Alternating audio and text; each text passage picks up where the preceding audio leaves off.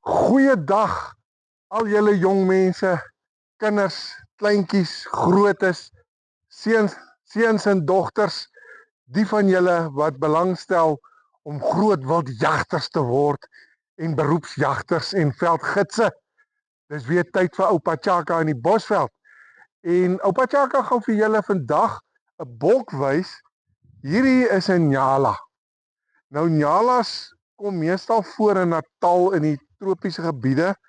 Ons is nou hier in die Dinokeng omgewing en jy kan duidelik sien dis is 'n makdier.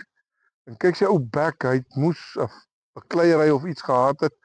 Hy word gevoer en daar's iets interessants van nyalas.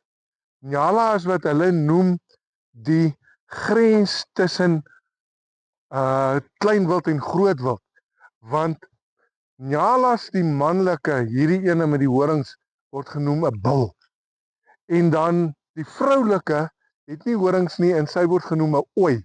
So nyala is die enigste bok wat jy kry bil en ooi. Andersins is dit mos nou bil en koei of ram en ooi, maar dis bil en ooi. Dis wat nyala interessant maak. En een ding wat oupa Chaka vir julle moet sê, as 'n bok so mak is, moenie gaan en aan hom probeer streel of aan hom vat nie, want hy dink niks daarvan om jou te gaffel nie en dit kan jou baie seer maak. Hou jou afstand van 'n mak bok af. Daar's hy.